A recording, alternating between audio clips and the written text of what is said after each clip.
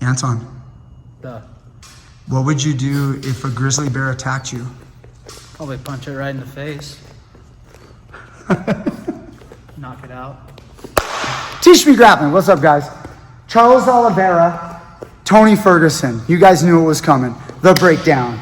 Did you guys see that? Teach Me Grappling. Honestly, I'm only going to go over the armbar, guys. Did you guys see that armbar? How did Tony not tap is the question. Adrenaline. Balls of steel. I don't know if that's okay on YouTube. I think it is because I'm talking about basketballs.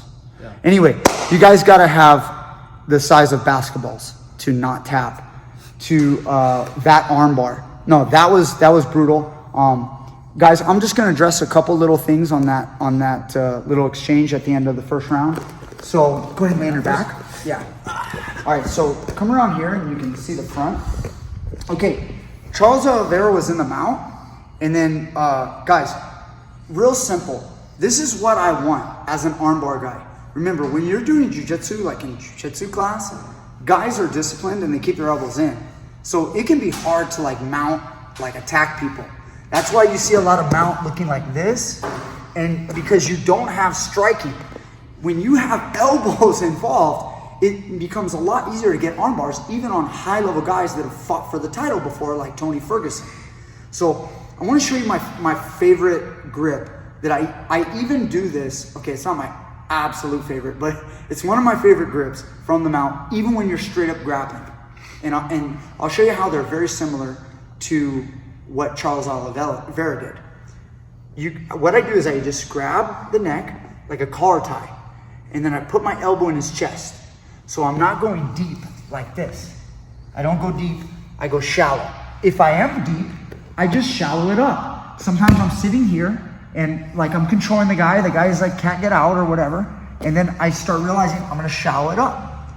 And then I take this hand and I roll the back of my hand. You can move around and see this. Look, I pop right under his chin and I grip right here on my forearm. Now what this does is I create a choke, but it's really a false choke. So what I'm doing is I'm giving him a collar.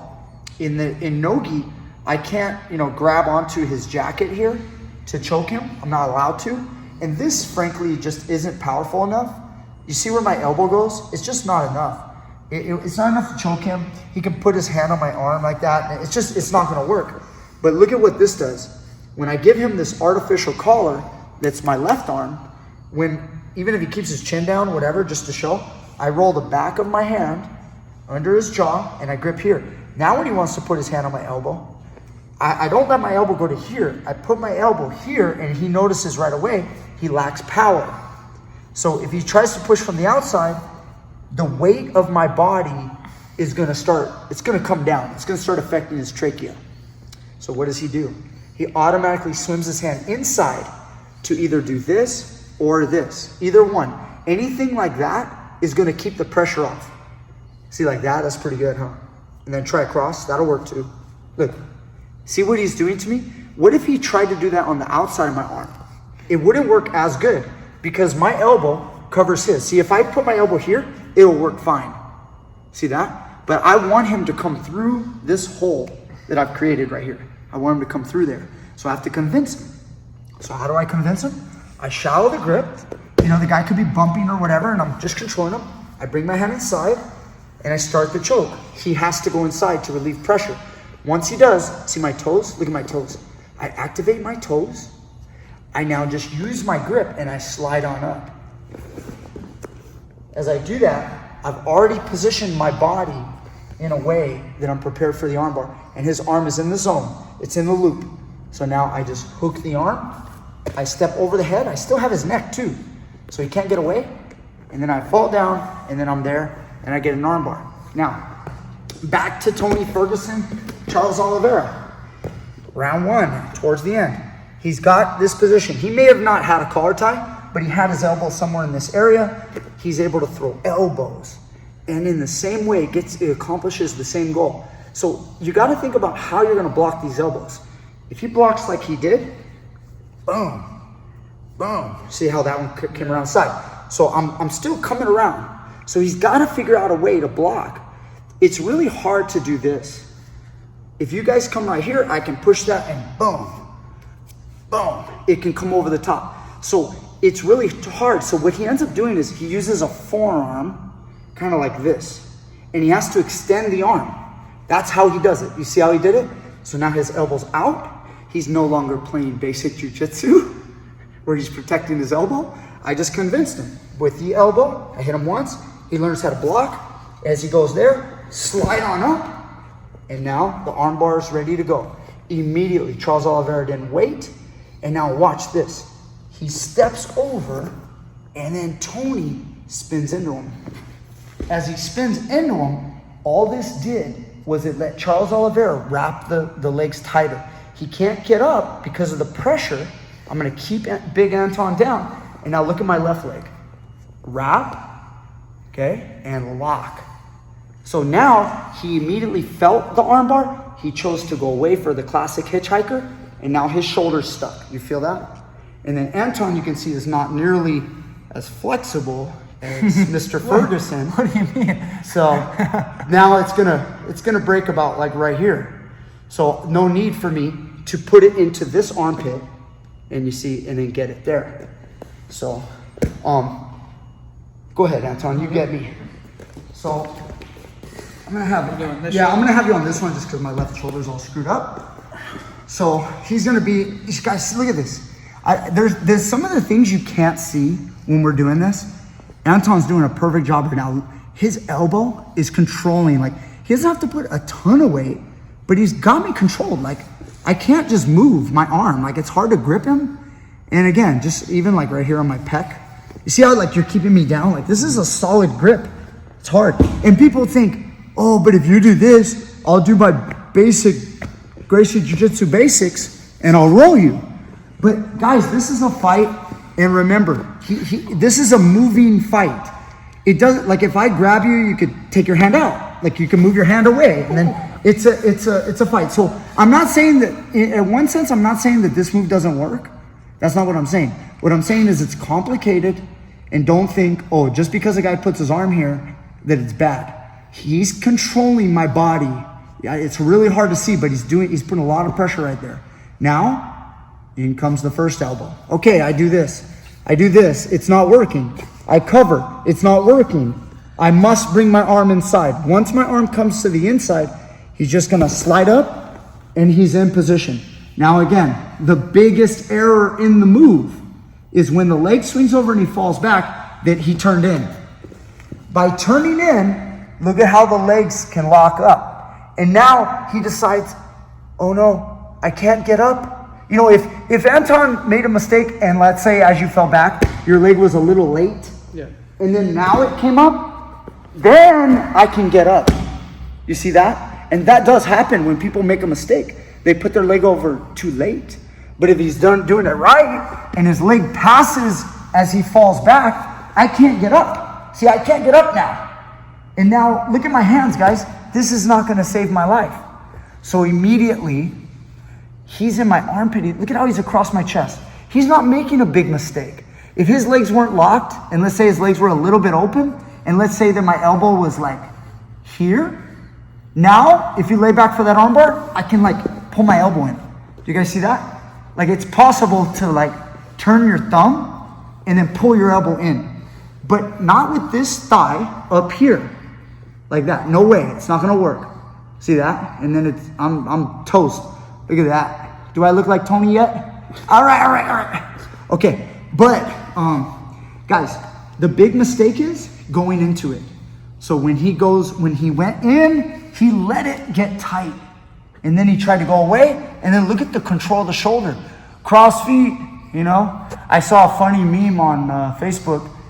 They said, like BJJ guys, or basic beginner jiu-jitsu guys, oh, he's crossing his feet, his knees are wide, like I could have got out of that.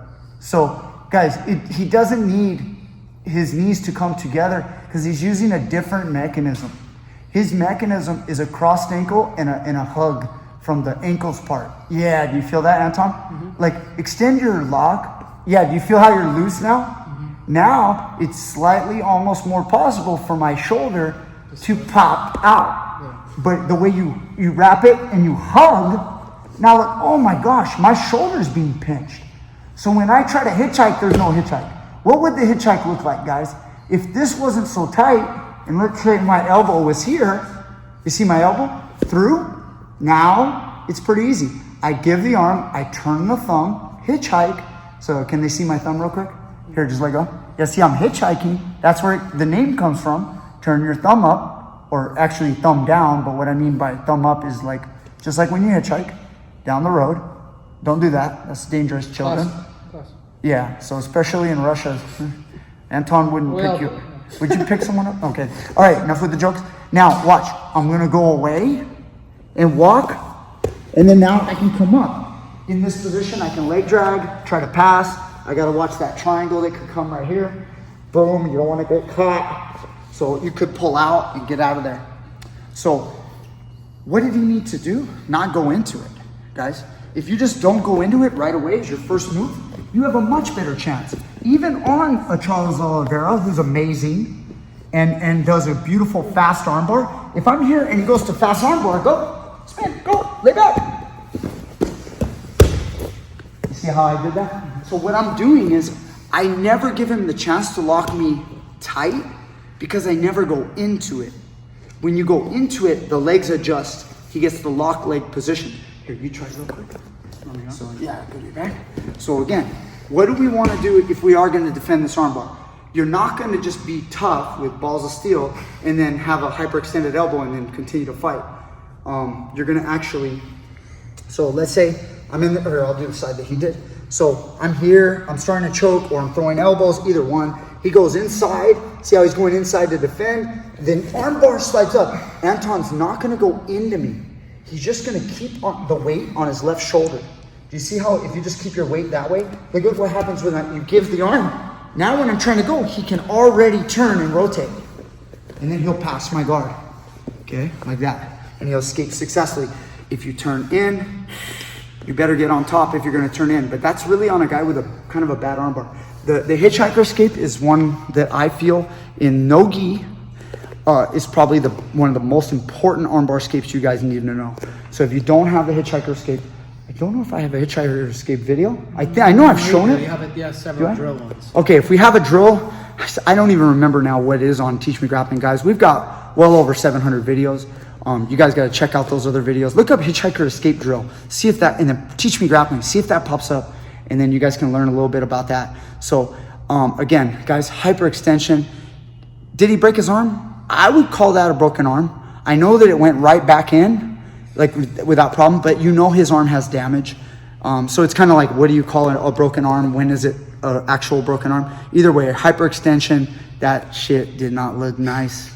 It was, unless you're Charles Oliveira, I'm sure he loved it, but he would have liked to have the finish too. Yeah. What did you think? You got any words? I don't know, man. I got in that. It's funny. I was in like my freshman year of college in that exact same position, and somebody was like, "Just tap, man." And I'm like, "I'm not tapping, just tap." And then he popped their head, but oh yeah, yeah. Ever since then, right here, it doesn't. It's not throwing the same. ligament. Yeah, it's not the same. It's like it's not worth it. No, but just give up the damn but then again, to Tony Ferguson. But yeah, then when you're fighting for when you're fighting up there, too, that is a little different, you know. But certainly, man, balls of steel. Ferguson, we're gonna have to new nickname for him. El Cucuy is now, you know, balls of steel. All right, guys. Hope you enjoyed this video. Please like, share, subscribe, and click the links down below. Patreon, PayPal. Also, remember we have the YouTube membership. You guys can contribute there and then see some of the secret stuff. We're gonna have Anton teaching some really cool wrestling, secret wrestling, real soon. We're gonna drop that video to you guys. So that's it. I'll see you guys next time with more great stuff. Thank you.